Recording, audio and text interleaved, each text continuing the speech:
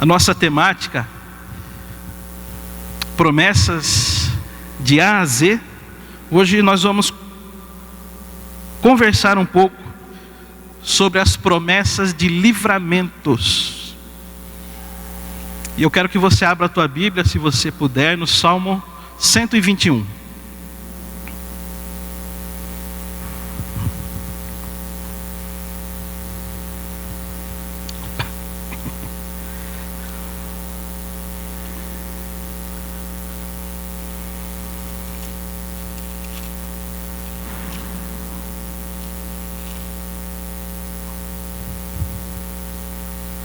Salmo 121, nós vamos ler ele todo, é somente 8 versos.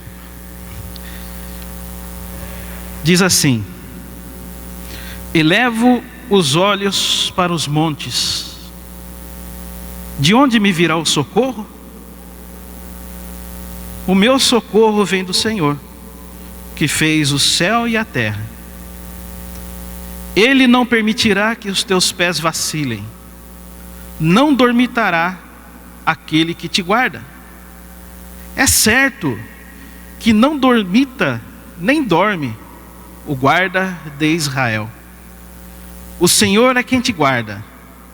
O Senhor é a tua sombra, à tua direita. De dia não te molestará o sol, nem de noite a lua. O Senhor te guardará de todo mal, guardará a tua alma. O Senhor guardará a tua saída e a tua entrada, desde agora e para sempre. Amém. A Bíblia, em sua multiforme graça, e quando eu falo multiforme graça, eu estou falando que a Bíblia, ela nos conforta, consola, nos corrige, nos orienta. Isso é a multiforme graça e poder da Bíblia. Mas a Bíblia, ela também tem, a palavra de Deus, ela tem a autonomia para penetrar no lugar mais profundo e escondido do nosso ser, ou da nossa alma. A palavra, ela tem essa autonomia, querendo nós ou não, porque ela é viva e ela é eficaz. Essa palavra, ela tem vida. A Bíblia não é um livro qualquer, não é um livro de história qualquer. É um livro inspirado de uma forma sobrenatural e endereçado diretamente para nós, para penetrar no mais profundo e escondido da nossa alma. Por isso ela é viva, porque ela pode até transformar as nossas vidas, e ela é eficaz. E a Bíblia, em sua multiforme graça, ela também nos mostra, ela conta a história de pessoas que viveram há muitos e muitos anos atrás, séculos e séculos atrás, e que passaram por situações semelhantes a que nós passamos. Enfrentaram lutas semelhantes às nossas e até pior do que as lutas que nós enfrentamos. A Bíblia, ela conta isso. A Bíblia, ela vai além até. Ela mostra que homens e mulheres como nós, pessoas como nós, humanos como nós, homens e mulheres experimentaram uma comunhão muito profunda, real e prática com Deus. Pessoas que experimentaram a intervenção de Deus em suas vidas, provisão de Deus em suas vidas, e o livramento de Deus em suas vidas. Poderíamos aqui enumerar várias pessoas, vários personagens da Bíblia que experimentaram isso. E eu tenho certeza que você vai se identificar com as verdades que estão expostas aqui no Salmo 121. É um salmo muito conhecido, talvez você já até conheça ele, desde a época de escola dominical. a tia da classe ensinava a gente. Ele é um salmo até que batido, né? Eleva os olhos para os montes, de onde me virá o socorro? Mas eu tenho certeza absoluta que você vai se identificar com a história que está relatada aqui. E eu quero convidar você, nesses alguns minutos que nós vamos ter aqui, a mergulhar nas profundezas da sabedoria dessa palavra e deixar que o Espírito Santo fale com você nesta manhã. O salmista, ele começa dizendo assim: eleva os olhos para os montes, de onde me virá o socorro? Olha só, não parece uma certa instabilidade no comportamento desse salmista? Não dá a impressão de que ele está um tanto quanto abalado? Dá a impressão, quando nós olhamos para uma pergunta como essa, e eu já fiz perguntas como essas, e eu tenho certeza que vocês também já fizeram em algum momento da vida. Mas analisando o que o salmista escreveu, a gente percebe um tom de medo, incerteza nessa pergunta que ele faz. É uma pergunta carregada de ansiedade. De onde me vem o socorro? Analisando profundamente, a impressão que dá é que ele está sem esperança nenhuma. Ele perdeu todas as suas esperanças. Ele não tem, parece, que não tem para quem olhar, de quem esperar, em quem confiar. Ele fala: de onde me vem o socorro? E não é novidade para ninguém. Nós estamos aqui na maioria adultos, mas também creio que algumas pessoas já na sua infância e juventude passam por algumas situações difíceis. Mas não é novidade que nós não seremos poupados nessa vida, na vida que nós vivemos, de passar por dificuldades. Nós não seremos poupados disso. Uma hora ou outra nós vamos enfrentar algum monte, algumas barreiras, circunstâncias que a princípio, de tão difíceis, podem nos aterrorizar, podem abalar a nossa vida, a nossa confiança, podem colocar até em prova, em dúvida, a nossa confiança em Deus. Será que Deus existe mesmo? Se Ele existe, por que Ele está deixando isso acontecer? Por que todos esses males vieram sobre a minha vida? Por que essas dúvidas estão permeando a minha mente? E o fato é que vocês vão concordar comigo que enfrentar problemas, sejam eles grandes ou pequenos, é muito desconfortável. É horrível, nós não queremos isso. Não é isso? Nós buscamos o máximo, nós nos empenhamos o máximo para termos uma vida que siga-se uma linha bem estável, que não sofram oscilações. Nós lutamos por isso, nós queremos isso. Saúde, economia, relacionamentos, nós queremos, o nosso desejo é que não sofra oscilações nenhuma, que tudo ocorra muito bem. Mas a exemplo do salmista, nós podemos nos deparar com montes, barreiras, circunstâncias que podem provar a nossa fé, pode pôr em xeque a nossa fé.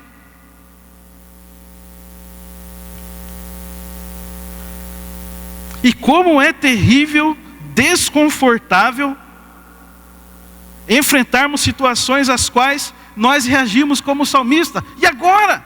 E agora, Deus? De onde me virá o socorro? Eu já creio no Senhor.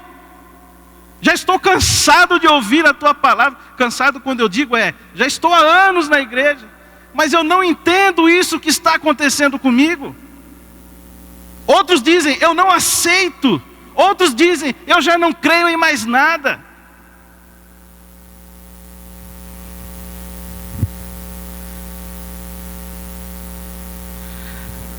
Eu penso que quando o nosso Pai, em sua infinita sabedoria, amor, autoridade, nos permite enfrentar circunstâncias onde os nossos recursos nada podem fazer por nós,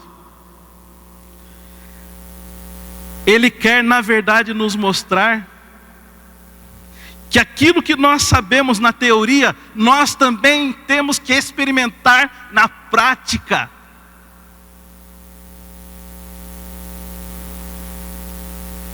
Há alguns que dizem que o deserto é um caminho certo para um cristão.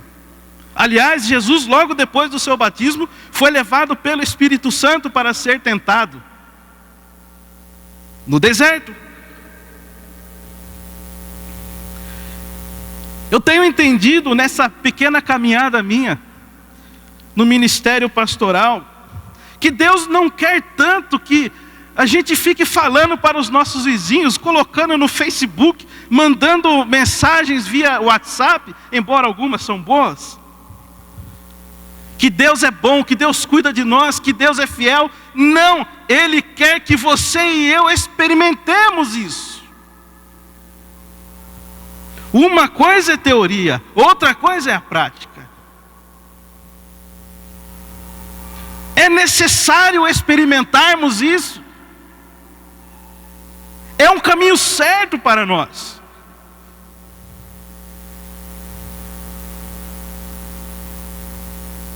Esse negócio de ficar falando, alguns dizem papagaio de pirata. Oh, Deus está no controle, irmão. Deus te abençoe. Deus, não, vai dar tudo certo.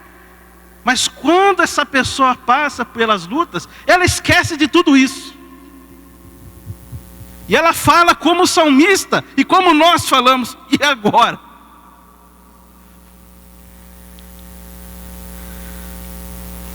É por isso mesmo, irmãos, que o salmista aqui, que outrora, em algum momento, ele passou por alguma circunstância tão aguda, que ele chegou a dizer, de onde me virá o socorro?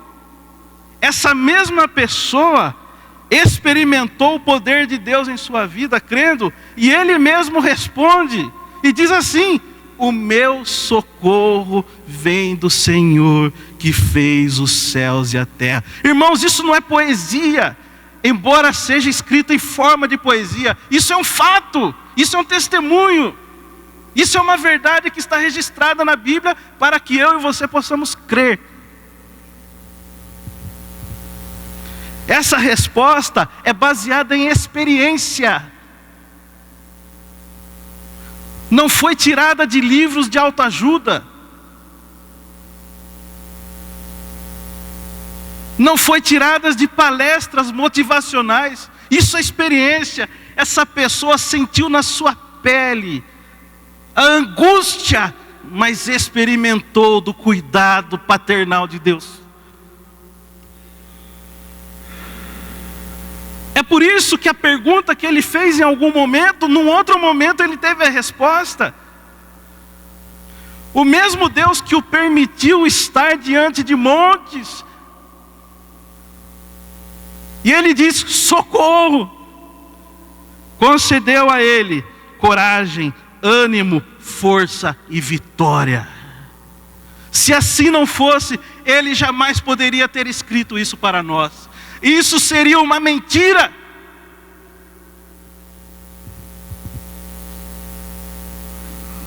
Glória a Deus. Glória a Deus. Porque nossos pais da fé experimentaram o sobrenatural de Deus em suas vidas. É por isso que ele pode afirmar sobre a guarda e a fidelidade de Deus. Então, experimentando isso, ele continua agora o Salmo, e ele diz assim, para nós, Ele não permitirá que os teus pés vacilem, não dormitará aquele que te guarda. E a experiência dele foi tão profunda que ele diz assim: é certo que não dormita nem dorme o guarda de Israel. O Senhor é quem te guarda. O Senhor é a tua sombra à tua direita. Irmãos, irmãs, Deus nos cura. Muitas doenças que nos acometem começam aqui, ó. Porque falta a nossa confiança, segurança no nosso Deus. E eu quero desafiar você a permitir que o Espírito Santo tire agora do teu coração, se existe dúvidas.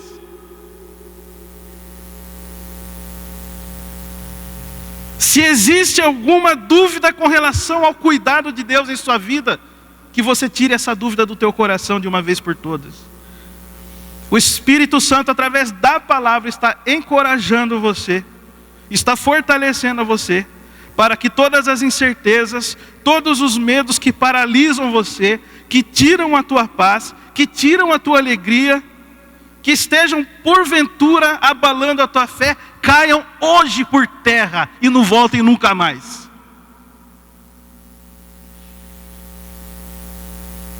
Joga isso fora da tua vida. Essa palavra veio a nós nessa manhã para anular o poder das setas inflamadas de Satanás contra a nossa vida. Satanás não pode roubar a nossa salvação, mas ele pode anular a nossa fé e tornar nós cristãos sem uso algum para Deus. Totalmente, eu vou usar uma palavra difícil, mas me perdoe, eu preciso dizer, inúteis a Deus. Satanás pode nos tornar inúteis quando a nossa fé é frágil e ele nos ataca. Joga mentiras em nossa cabeça, faz a gente criar coisas que não existem, criar situações que não existem.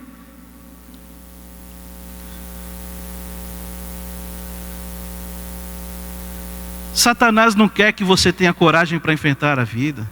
Ele quer ver você derrotado. E ele vai fazer isso de uma forma muito sutil.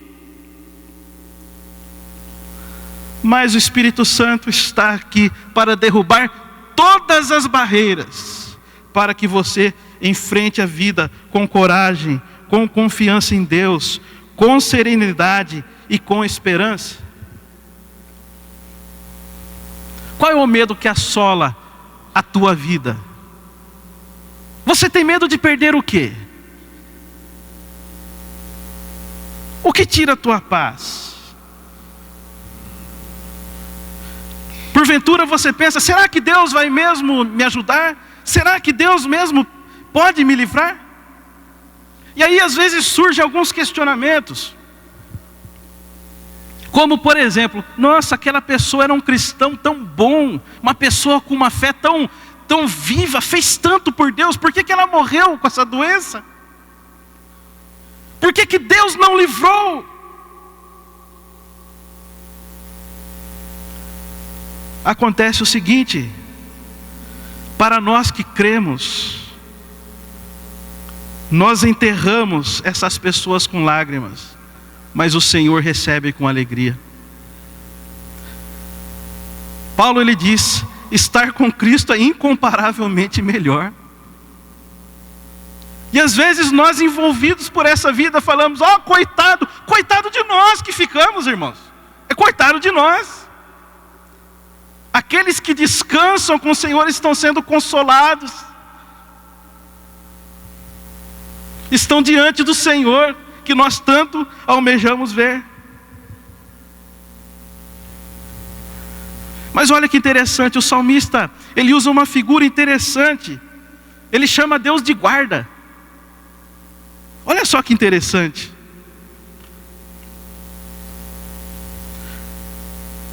Ele está nos lembrando que Deus é um guarda, Ele está nos vigiando, Ele está nos acompanhando, Ele está seguindo os nossos passos. Deus está atento a todas as ações e reações da nossa vida, da nossa alma.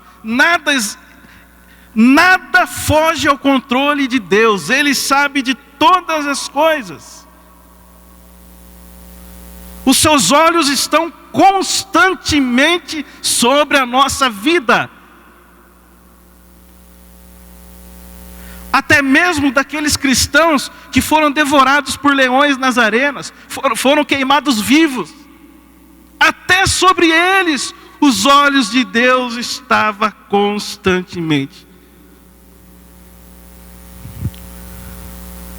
Mas olha só, o salmista, ele diz assim, uma coisa muito interessante. Ele fala que Deus é a tua sombra, a tua direita. A sombra é um elemento tão comum que a gente nem faz, né? A gente até esquece que existe a nossa sombra, porque ela é muito comum, é uma coisa normal, natural do nosso dia a dia. E nós acabamos deixando passar despercebido, afinal, o que a sombra tem para nos oferecer, né? Quando a luz está projetada sobre nós, projeta então a nossa sombra. Eu não sei se você já fez, quem tem criança faz, quem é pai de criança faz, brincadeiras com a sombra. Pega a lanterna, põe na mão assim e faz. Ó o bichinho, ó o cachorrinho. A gente brinca com a nossa sombra. E você já percebeu que nós não podemos fugir da nossa sombra? Dá para fugir da sombra? Não tem como. Ela nos persegue, ela é nossa.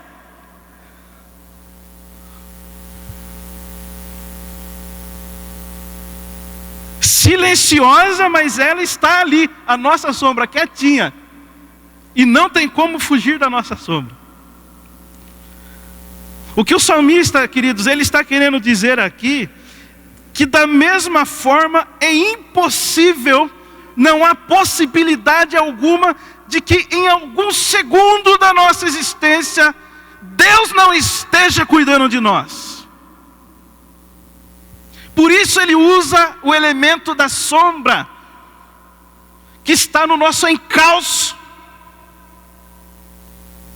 que mesmo sem a gente perceber, ela está ali.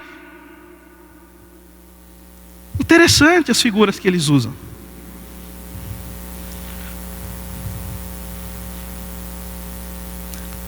Nós não percebemos, irmãos, mas Deus está nos escoltando a todo momento. Escolta, ela segue a pessoa. Uma pessoa escoltada, ela está cheia de guardas, como o presidente, por exemplo. Da mesma forma, o salmista está usando o elemento da sombra para dizer a nós que em todo momento Deus está nos escoltando.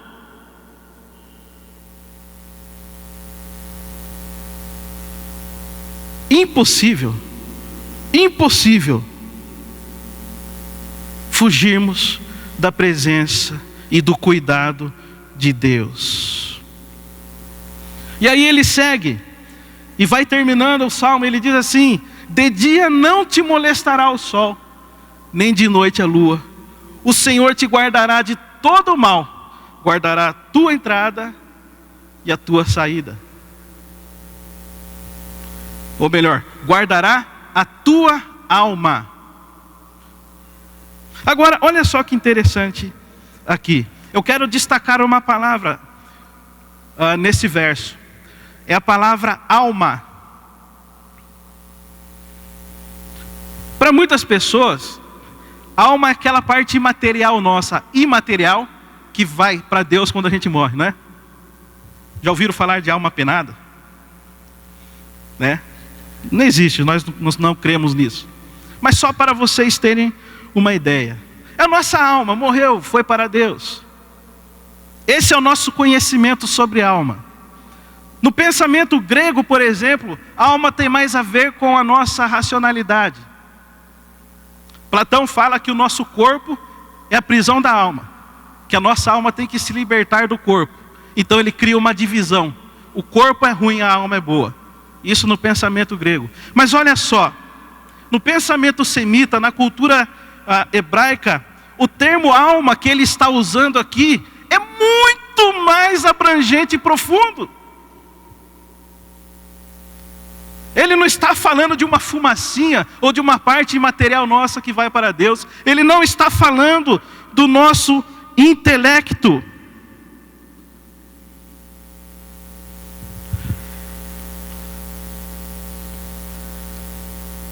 Quando o salmista escreveu isso, e ele escreveu alma, ele estava dizendo de toda a existência humana.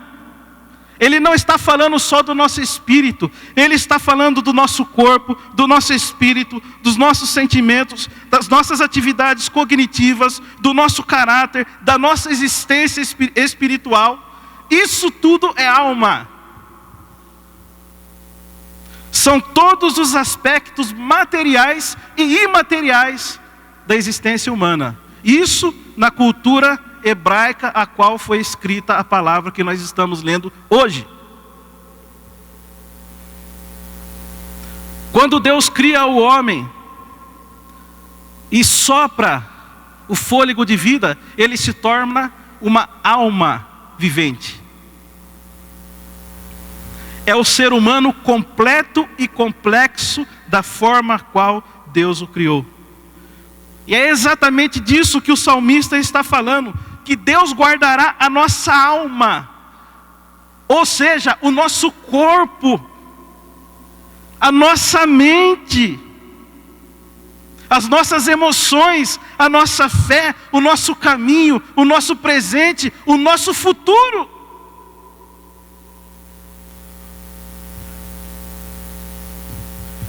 Deus enxerga você como um ser completo.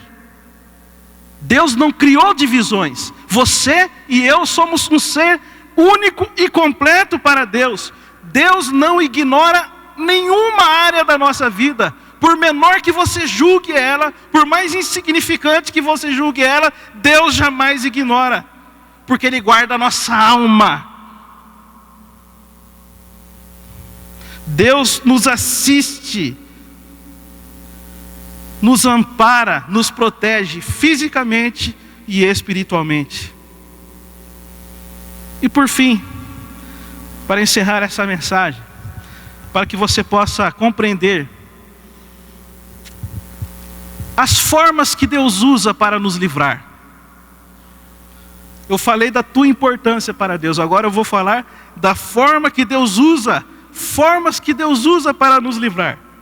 Eu quero contar uma história bem rapidamente, que está em Mateus 2, não abra a tua Bíblia agora, depois você pode ler. Mateus capítulo 2, que narra o nascimento de Jesus. Um fato sobrenatural, esperado. Anjos aparecem a pastores, miríades celestiais aparecem cantando, porque nasceu o menino Jesus.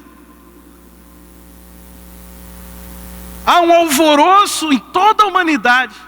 Mas, quando parecia estar tudo bem, quando Jesus já havia nascido, era uma criança, um bebê, e Deus havia cumprido a sua promessa, que estavam escritos nas profecias, vem uma grande turbulência sobre a vida de Maria, de José e de Jesus. Acontece que Herodes, intimidado por Jesus, ele quer procurar Jesus para matá-lo. E ele tenta de alguma forma chegar até esse Jesus para dar cabo da vida dele. Agora observem comigo a forma que a qual Deus preservou Jesus, livrando-o da morte. Em sonho um anjo aparece para José e diz assim: José, pega a tua esposa e teu filho e some daí. Vai embora porque vão matar ele. Vocês percebem que às vezes nós queremos conforto, que nenhum mal nos aconteça, que nada nos tire do nosso conforto. O anjo diz: José, vai embora para o Egito. Se você ficar aqui, Herodes vai matar Jesus. Não poderia ser diferente? Não poderia ser mais confortável? Não poderia ser mais perto? Tinha que ir ao Egito? Não é assim que nós falamos com Deus? Por que assim? Por que dessa forma? Por que não foi desse outro jeito? Às vezes os livramentos que Deus nos proporciona não são a princípio agradáveis a nós.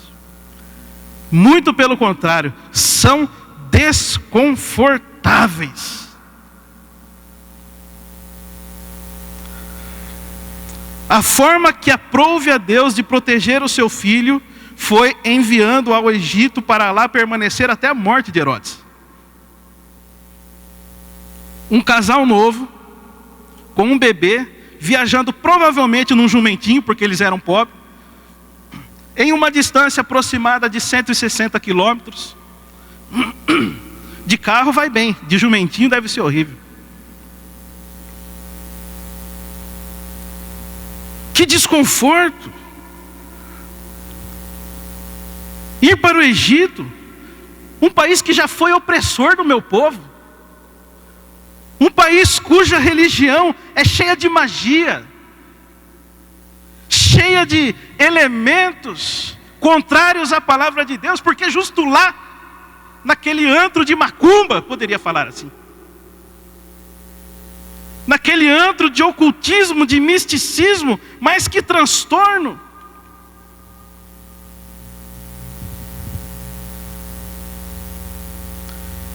Mas sabe, queridos, Deus, Ele sabe o que faz com a nossa vida.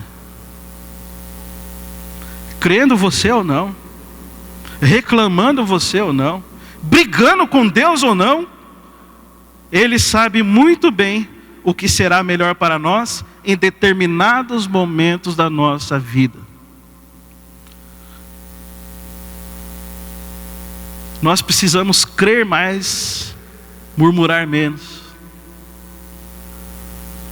Deus, Ele é fiel, irmãos. O lugar escolhido por Deus, o Egito, eu já estou terminando, não foi à toa. Deus não faz nada à toa. Deus não faz nada de forma impensada. Eu vou arriscar. Se der certo, deu. Se não deu, não deu. Nós somos assim. Deus não é assim. Muitos anos atrás, muitos judeus migraram para o Egito por causa das instabilidades políticas, econômicas, sociais ali daquela região da Palestina. E muitos judeus se estabeleceram e passaram a viver no Egito, de forma que no Egito, nos dias de Jesus, haviam muitas colônias de judeus no Egito. Jesus, seu pai e sua mãe não estavam sozinhos. Deus os mandou para um lugar onde eles seriam cuidados. Já estava tudo preparado.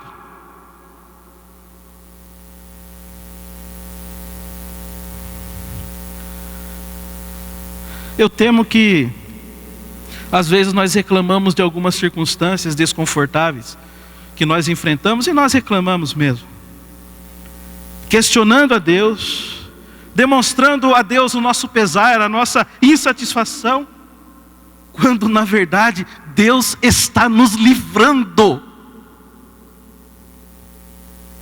Deus está protegendo a nossa vida e nós estamos questionando.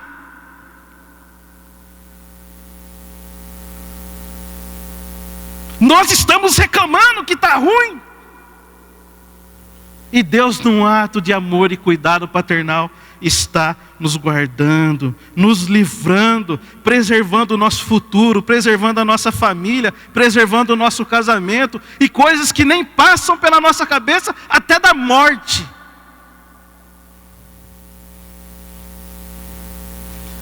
Você cristão, você tem motivos para ter esperança.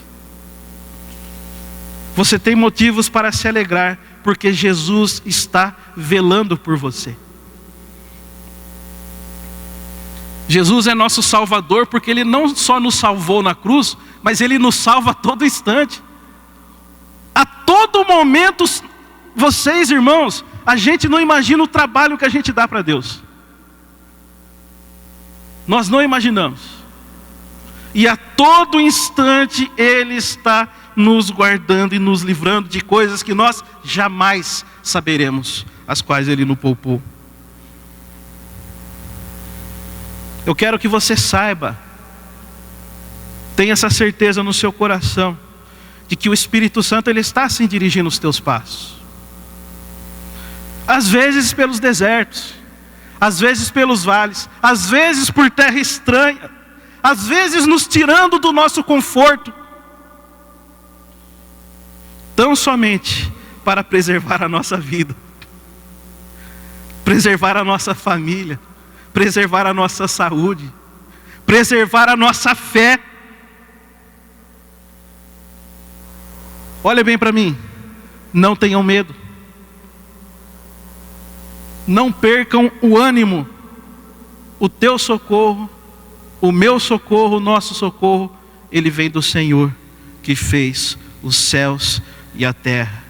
E eu finalizo com a palavra do salmista: o Senhor guardará a tua saída e a tua entrada, desde agora para sempre.